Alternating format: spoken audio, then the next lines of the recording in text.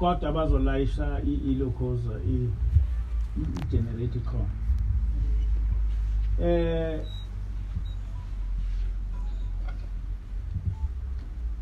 kuyinto esimanga leso ukuthi noma sibancane sivinjwa ukuthi sikhulume ngalo Jehova kodwa kube khona udlule endayo lezo ejele.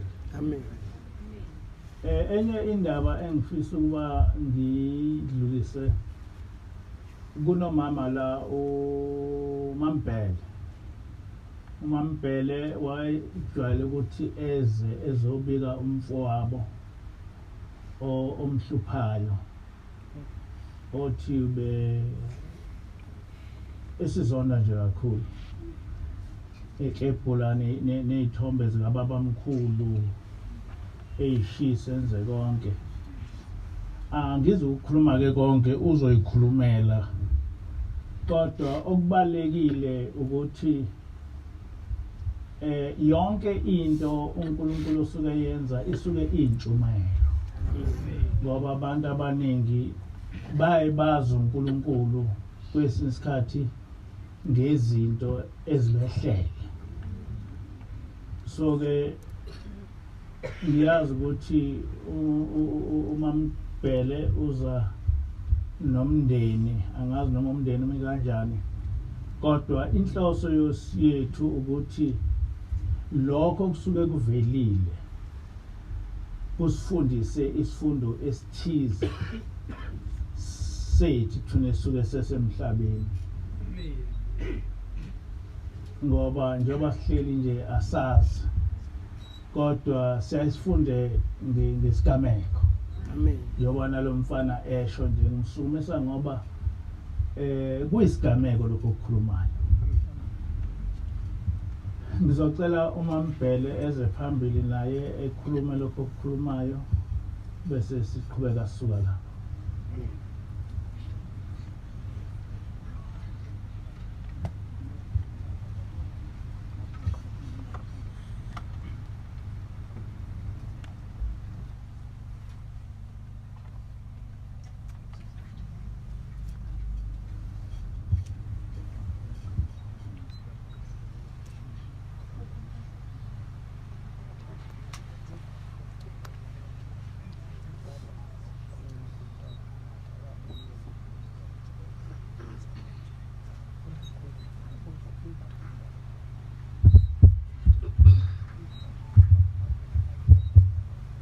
Ngiyababingelela abancane.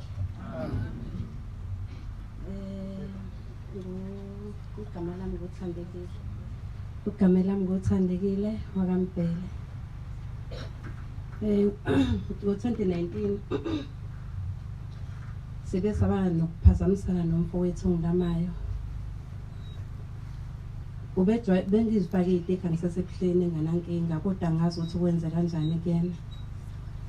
Kwabe ngothi nje khwishi kuyena mase ngithi ngixhuma istika kusho ukuthi kwasebusuku nje la ngabo 8 sengilala bese ngizwa ethi uphusisi ithi ingane nangu uma ekamereni bese ethi yasisi ngithi mina yebo abesethi yini befakele eminyango bese ngithi mina hawubhuti istika abesethi umuzi kaShembe lona umuzi wamaRoma kithi mina awubhuti uyaqala ngibona istika lekhaya bese ngithi mina yini bhuti uyaqala nokusibona lestika besethi abona umuzi wamaShembe lo muzi waTharikas ngamaRoma bese ngithi phela bhuti mina ngazikhethela ukuthi ngibe iNazarites futhi ke lestika esilemnyango angiboni ukuthi umuntu esimphazamisayo abesethi ke kanti mina ngikhuluma nje usesidabulile abesesivesane asithatha ahlephule nasi ngisiphethe isona stika sokuqala lesezidikeni ayihlephula ukuyisona aqala ngaso ukuhlephula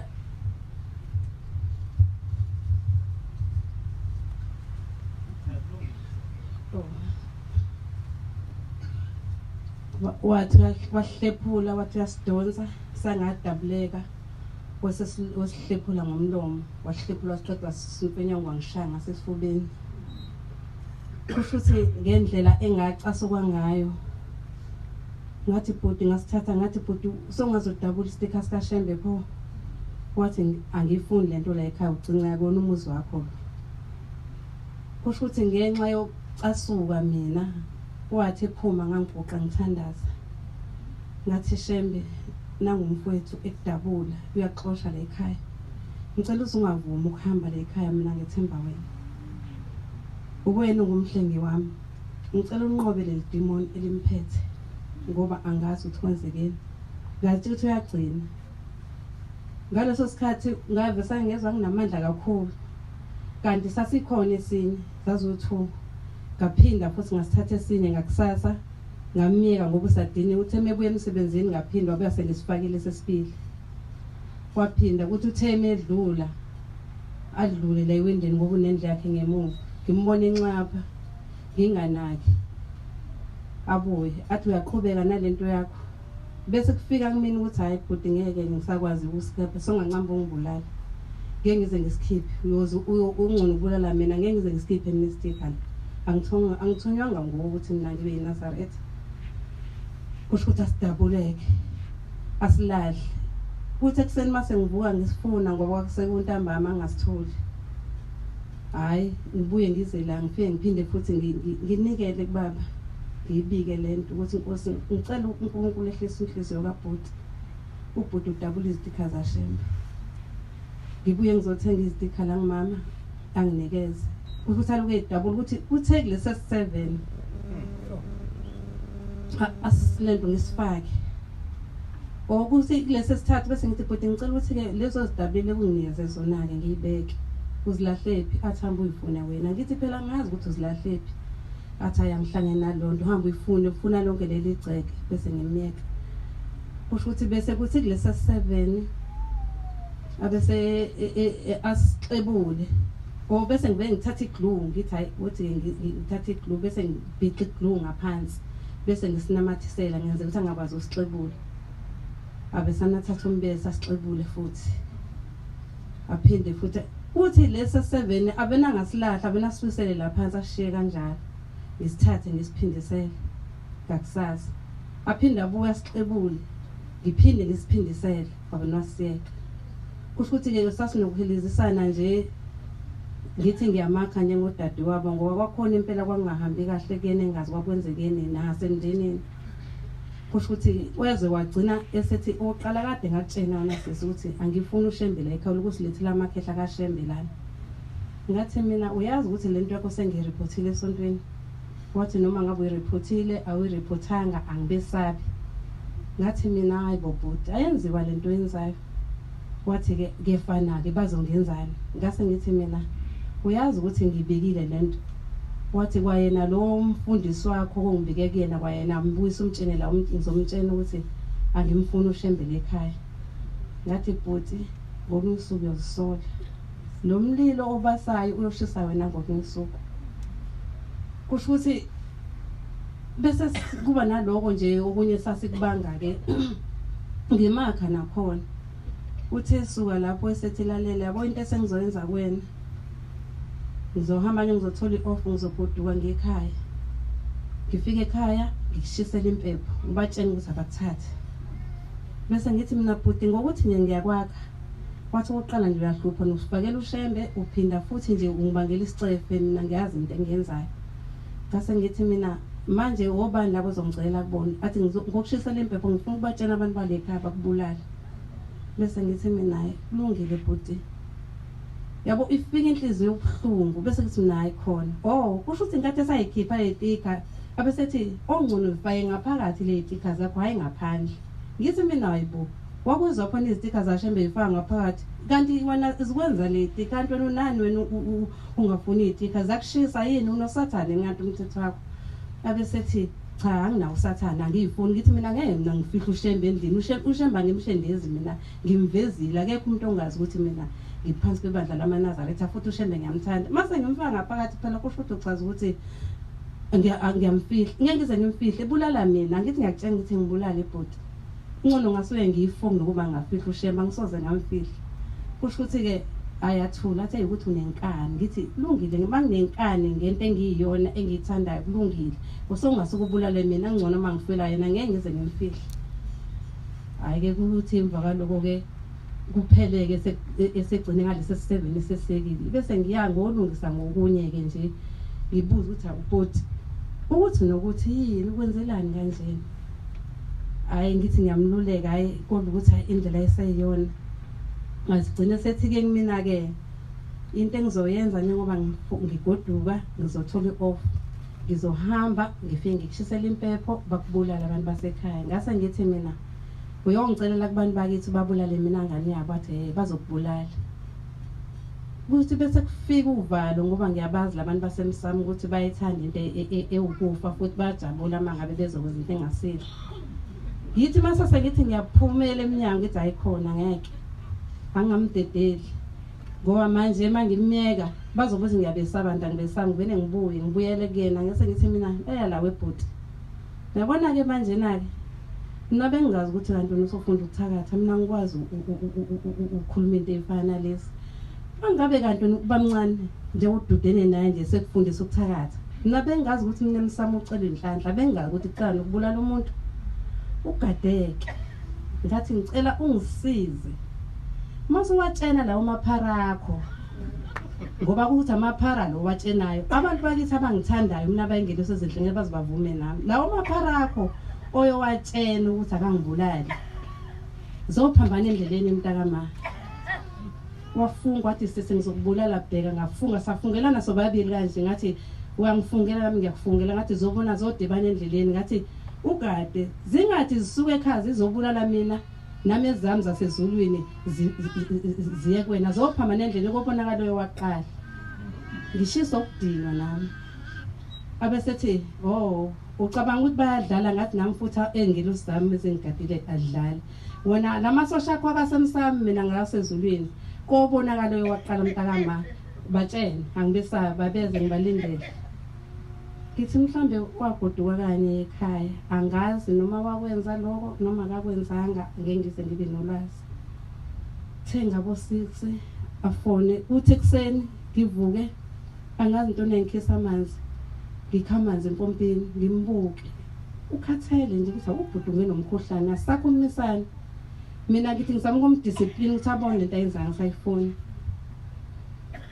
Kuthi ntambama ngimbone ekseni emsebenzini athi dadewethu lo ngale ugqoke isigqoko esemnyama athi sisi nangu uManzimande umakoti wakhe nangu lo phakathi athi nangu uManzimande ethi ubhudi nange edutshulwe ekhaya.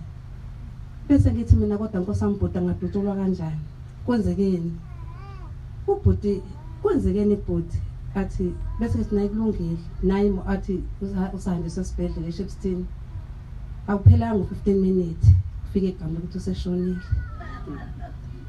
Wangidlunembeza ngase ngithi inkosi kahle kahle ngangaqondile ukumbulala ngangenza ukukhombisa ukuthi leli demon lakhe angikhoshela ngalo nami uNkulunkulu wami ngimthembayo nami ngiyamethemba. Hayi ukuthi ngangithi makafe ngangiqhosha ngengikhona nami ukuthi njengoba ethi uzongithumela abasemsami nje laba abathembayo nami uNkulunkulu engimethembayo nami ngiyamethemba nami ngifuna ukubona ukuthi ubani onamandla uNkulunkulu nabantu basemsami. Ngathi inkosi ngangaqondi ukuthi makafe kodwa bengeyisa leli demon ekade limenza ukuthi afune ngimesabe. Ngiyabonga.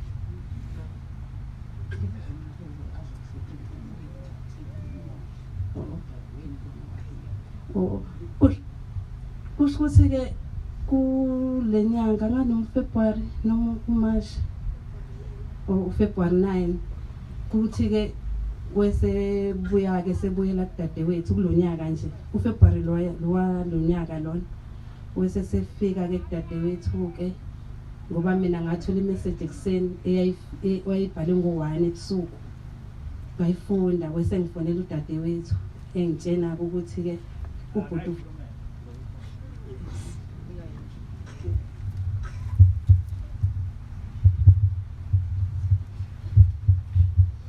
ngibabingelela abangcwele khuluma nobongekile Mphele owendele kaTenza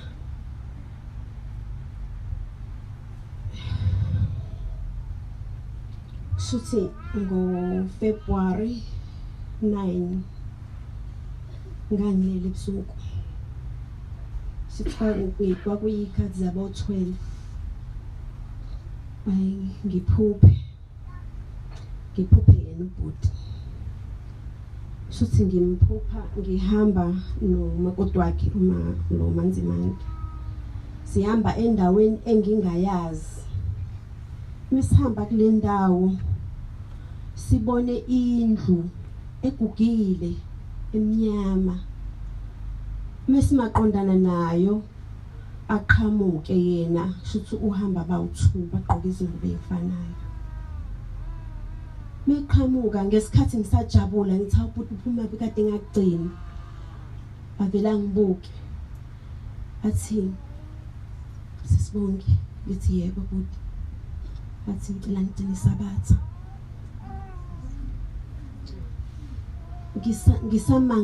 Ngisamangele ukuthi hawu ubhuti uthina ngamphendula njalo.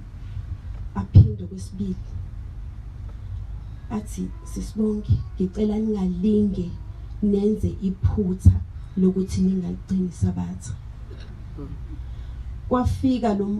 Ngafikelwa ukuthi hawu ubhuti ngoba ubengawafuni amaNazarites sekutheni vele ngimbuza shuthi ukukhuluma nje kumina uza engazathi yabo umuntu umethunyiwe kodwa futhi khona le urush ukuphinda lapha kule ndlu yakhe lemnyama.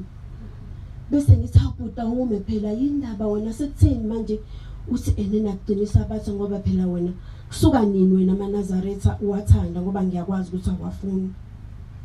Athi Sisibongi sengibonile sengifike ngabona. Ngathi mina awu abese phenduka futhi anganginiki isikhathi abheke emuva engathi ufuna ukuphinda lapha kule ndlu yakhe. Bese ngithi mina awume phela manje enina nifunani la kule ndlu le ndlu engasile kanje. Athina ngilinda bazongikhipha. Bese ngibuya ngimdedela ngoba ngiyambona isikhathi sami akanaso ngathi ufuna ukudlulisa lo myalezo lo awudlulisayo. Bese ngibuyela unkosikazi wakhe lengihamba naye. Bese ngithi mina uyamuzwa yini ukuthi uthini? Wathi unkosikazi wakhe ngiyamuzwa kodwa ngeke ngikwazi. Bese ngithi mina yini ongeke uzukwazi ukuyenza ngoba uyena oyishonoloyo. Athula ngangiphendula. Uthi ngibele ngiphaphama. Mangiphaphama ngiphatheka kabuhlungu ngikhali. Bese ngiyakhuleka. Ngikhuleka mhlawumbe kuphela 30 minutes. Mangiqeda lapho ngithi ngiyalala ngizama ukuncenga ubuthongo. Ngibese ngisenda ama message.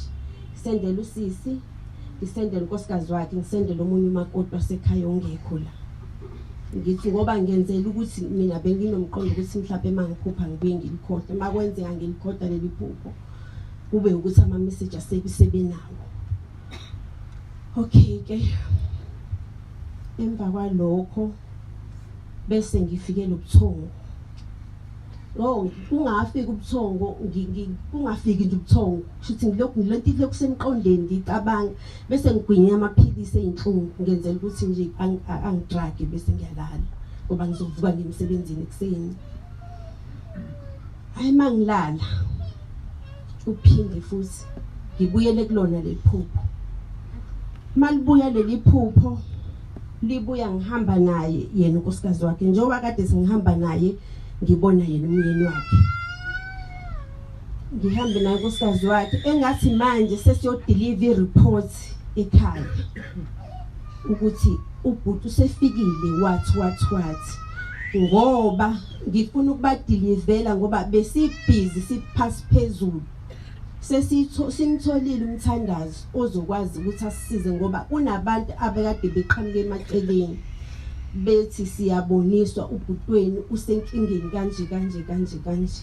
Sase sidecide ukuthi siye kumthandazo ukuthi akasitshela ukuthi ngabe kwenzakalani. Wazisho izinto asibaleleke nje izinto eziningi kufanele siyithole ukuze akwazi ukusisiza. Hayi sihlangane ke somndeni ke ukuthi hayi ke shuthi wena uzodila nalokho wena uzodila nalokho ngizodila nalokho. okay ngikhumbula ukuthi kwakuzoba uDisemba ngalesi kwakuzoba uDisemba ngase ngithi mina okay ngicela abalindi isikhathi sami sokuvala emsebenzini khona nami ngizoba nesikhathi esanele. Okay lento yamthandazi yayintshudu yangenzeka sabe sisathe sithi hayi lento yamthandazi ayivumi kuze kucaca ukuthi manje mangabuka ukuthi siyayikhuluma lento sesigcina sesixabana sodwa. Kanti emva kwalokho ke sekuzovela iqhamukele liphupho leli ke leli. Okay ke mase sihamba ka siyodilivela umndeni leliphupho. Kushuthi usisi wami uyena omdala ekhaya unkosazana yasekhaya bese kuba uyena ubhuti onumber 2 lo washona bese kuba omunye ubhuti wami ongekho bese kuba yimina bese kuba omunye ongilamayo kushuthi sibawu 6 la kulomndeni sisisu kaMama noBaba kuphela bese kuba umuntu ongekho esiswini sikamama. Ngiyaxolisa ukuthi mhlawumbe ngithi akekho esiswini sikamama kodwa ngizama ukuyibeka nje ngendlela ezozwakala. Uyena umakoti ngaleso sikhathi uyena kuphela ongavunda ngesiswini sama wayekhona ngesikhathi ngiyodeliver lo myalezo.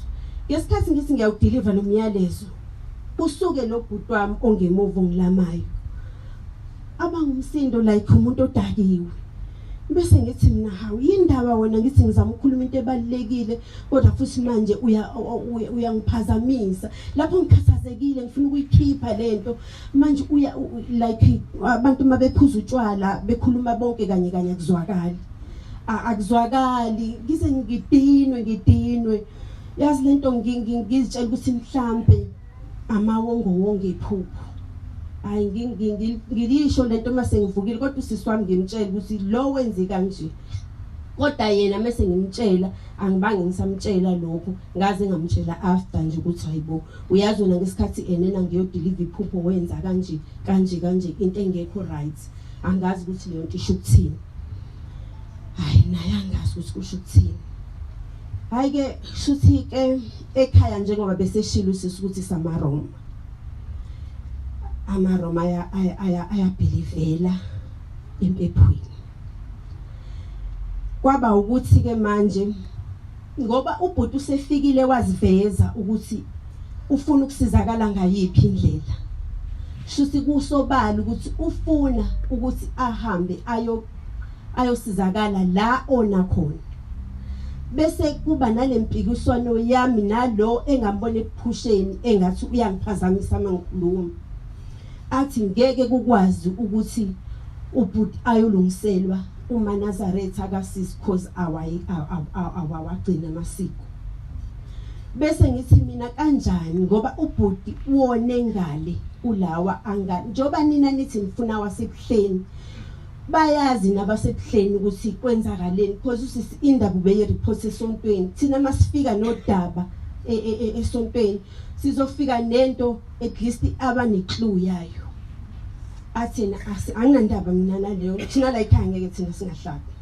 ngeke silandele thina umthetho kaSisi bese ngithi mina lento esizama ukuyilungisa iyona lo yenzayo uchaza ukusitshela ukuthi wena mangabe usushonile nawe ufuna ukusigijimisa kanje njengoba sigijima nje awuboni ngani ukuthi lento leli phuthe lenziwe ubhuti wakhe akufanele liphinde lenzeke.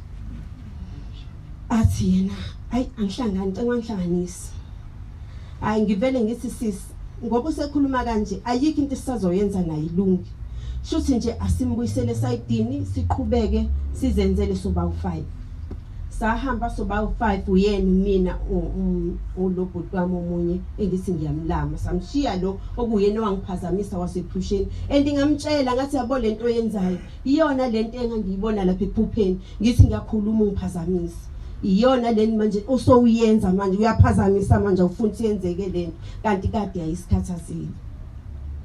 Okay ke bese kuthi last week seza la esabatheni sizomcelela ubhuti asafike samcelela ayike kwakuhle kwaba right sabuyela ekhaya kwathi ngolwesithathu njengoba ngihlala kumgqibelo ngolwesithathu wafika ubhuti ngilele mefika ungathi sihlangene ekhaya elisemlazi.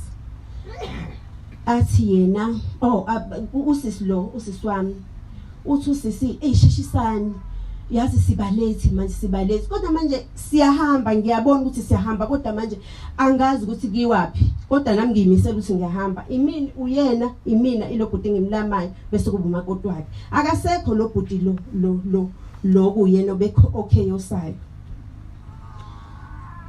Ngesikhathi esho njalo avela aqhamuke lo bhuti lo okuyena esasomcelela athi seni ready for indlela. Sithi thina hayi sesi ready. Abese thina bese nimfonelile ummeli. Ngithuke ngithi ummeli athi phela kufanele nimfonele ummeli ukuze sithi masifika lapha ecourt sifike esesilindile. Ngoba manje mangabe ukuthi animfonelanga kuzoba nenkinga phela. Ayikho lento esihambelayo. Ngithi angisazi ke ngiyalahleka ke manje bese ubhuti engitshela indaba kaMmeli. Ayi ngingayisho lento ngithule. Ngihambe ngemsebenzini ngangiyongena ebusuku. Ngithe nje ngisanda kufika emsebenzini usisanga WhatsApp angitshela athi sisibonge bengifonele umkhokheli omkhulu engitshela ukuthi asibe aware ukuthi mhlambe kunokwenzeka ukuthi sihambe siye esontweni siyadingakala khona. Nini athi hayi uthe uzobuyela kumina angi-update ukuthi singenzani kube nini. Hayi ngingaphenduli ngoba ngase ngiqala ukuba busy emsebenzini. Bese kuthi ekseni mengithi ngiyavuka ekseni ngivuke nansi imessage. Yazi sisibonga umkhokheli omkhulu ube uthe sekhulumile nobaba Melusi ukuthi asifike kuleli sabatha ukuze ngoba kunesikhumbuziso so yebo. Ngithi mina ayikho inkinga kushuthi ngoba umakoti uhlala kude ePortshepstone kuzofanele sisheshe sazise yena ukuze sibuye sihambe. Ayina ngempela wafonela umakoti wangaba nenkinga wathi kulungile uyakujabulela kakhulu lokho. Hayi ke shuthi ke namhlanje ekseni sesiza ngapha ngifonelwe umakoti wakhe lo engithiwa ngiphazamise epushini. Yabona ngendlela akhuluma ngayo uvele umosha umoya wami ngisemgaqweni. Wathi wena boss wazi ngendaba yokuthi sekiwe esontweni kwakhuluma nomkhokheli. Ngathi mina bengazi. Wathi okay ithina kuphela nomyeni wami esingazi. Hayi wangigcoba. Hayi ngathi ngoba nakho ngisemgaqweni ngizophazamiseka angivele ngilivale ucingo. Ngaqhubeka. Cela ukukutshela ukuthi mina bengila last week kodwa namhlanje ngidukile ngihambile ngayojika singiyojika le ngase toll gate. Sesingasayibona indlela ezala. Bese sihamba sifuna. So nje ngiyacela bangcwele ukuthi esimeni esikanje khona kuyabonakala ukuthi lo muntu lo uyafuna ukusizakala ubhuti wethu. Kodwa manje kwelinye side kunalempi ekhona engayazi ukuthi impi kaSathane mhlawumbe akudingeki ukuthi aphume la kulobu umnyama akubona. So siyacela nje ukuthi nisikhulekise kakhulu uthi lo bhuti lo ongakaboni njengathi naye ayibone lento ukuthi kumele yenzeke. Ngiyabonga.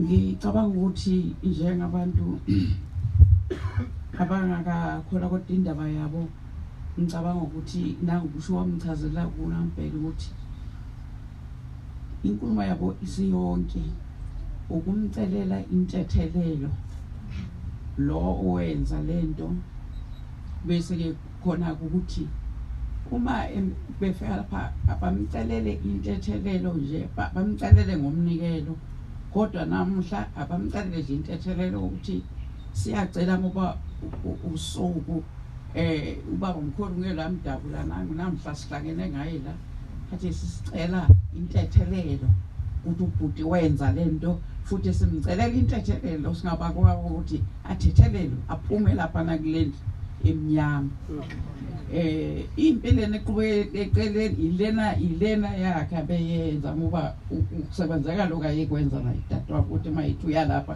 uqhamuka into alwe naye kodwa ngesigcile kuloko ngicabanga ukuthi into ekuyona yona ukuthi acelelwe intethelelo ngoba ushilo wathi ningalenzi iphutha ngesabatha sengifike ngabona ngaloko mwethi ufike wabona uchaza ukuthi yonke into yakhe ayilungiswe ngale nkolo ayibonile wayengeke one la bese niyumlungisela ebuhleni ngoba ebuhleni nanizokhuluma into abangayazi umani ngangefenshi ebuhleni ukuthi wayethena akafundi babeyojabula babezothi wenza kahle walwa nezitha zonyazi bese ehlale lapha yana ngisho lokuthi ke ngeke into eyonakelela iyolungiswa le beyingeke ilunge akabona ke akazona ebuhleni njobe ekhuluma nje ngesabatha ukhuluma ngendaba naye indawo adelwa naye so into zakhe ufanele zilungiswe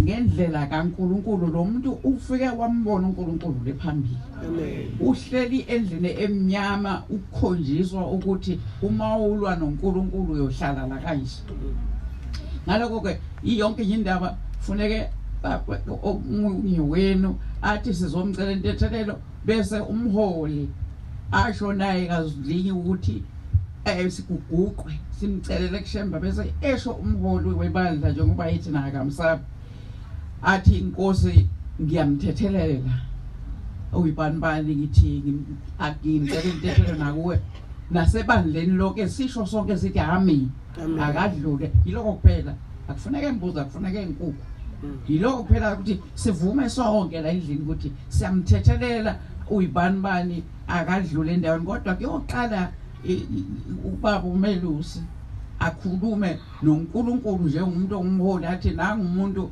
wenza ukuthi baba manje usefikele phambili usegcinwe ebumnyameni useyabuya manje baba uthi agcinwe lelisabatha abekadelwa nalo manje siyamcelela Nkosi ukuthi umthethelele siyacela Nkosi ukuthi umkhiphe kulendle emnyama ahlale ekhanyeni naye nomndeni wakhe uzokwazi ukuhlala ekhanyeni bese ke ubaba uMelusi maye semcela isibusiso athi inkosi imbusise sonke sithi amen Amen. abe sayaqaqeka ngamafindo yilo kuphela abantu basephambili Amen.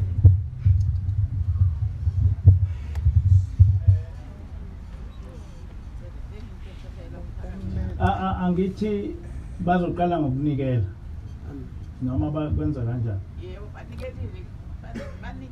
banikelile kule viki eliphelile manje namuhla ngenxa yale lokuzana ngoba kunemumva lencwadi abayibhalile yanti ayifanele enziwe eviki eliphelile ngokungaze banikela ke lapha ngoba kwakubhizi kakhulu azange ngibone nale nkulumo yabo ngibone emumva namuhla so ukusho nje bawukhiphile umnikelo eviki eliphelile ukuthi nje thina bakaMbhele sizocelela uyibanibani intethelelo wadabula ifodo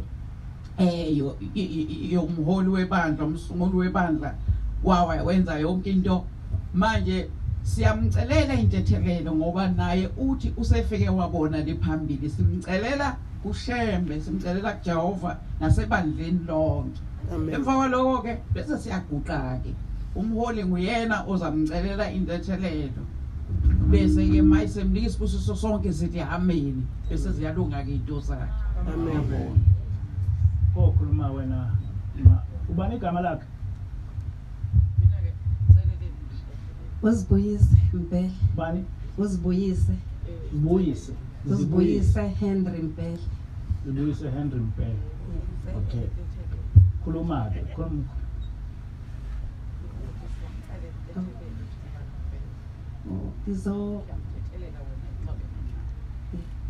Ngizocela uNkulunkulu wami wasephakameni, ngizocelela umfowethu uZibuyise Henry Mbhele.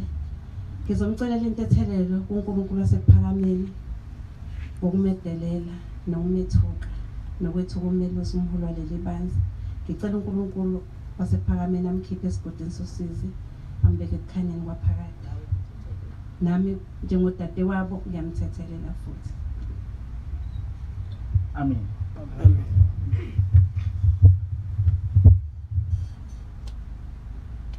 Asithandaze.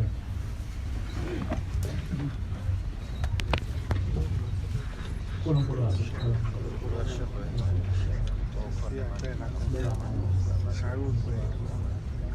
siyakhuleka kuwe Nkosi yamakhosi kuba umthethelela Nkosi yamakhosi owathuka Nkosi yamakhosi siyamcelela ukuthi aphephe kumthethelela uwe uyongena ekhanyeni uyokuvula akubona ukukhanya. Amen. Amen. Asibeke enkosini. Amen. Shembe oyingcwele babamkhulu. Langa lamalanga nyanga yezulu. Ngibika umuntu wakho ongasekho emhlabeni. uZibuyise Henry Mbhele. Owahamba lapha emhlabeni ekuthuka. Wakephula Nkosi namafoto kababa mkhulu. Usebuyileke Nkosi ngomoya. Wazocela intethelelo.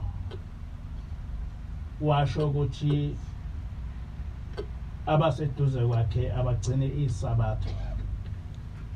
Udade wabo Nkosi nonkosikazi wakhe nabo bonke odade wabo balapha Nkosi ukuba bezomcelela intethelelo. Siyacela Nkosi ukuba umthethelele ngoba useyicelile intethelelo. Bonke ukuhlupheka okukhona ubumnyama okukhona kungabehleli Nkosi odade wabo nonkosikazi wakhe. Bebone Nkosi ukukhanya, bebone Nkosi ukuthi useyikhululekile lapha ekhona. Mina Nkosi ngiyamthethelela nebandla lonke liyamthethelela. Ngicela Nkosi ukuba aphume kulobu bunyama okhona abe sekukhanyeni. Wena Nkosi wakwenza nasemandulo.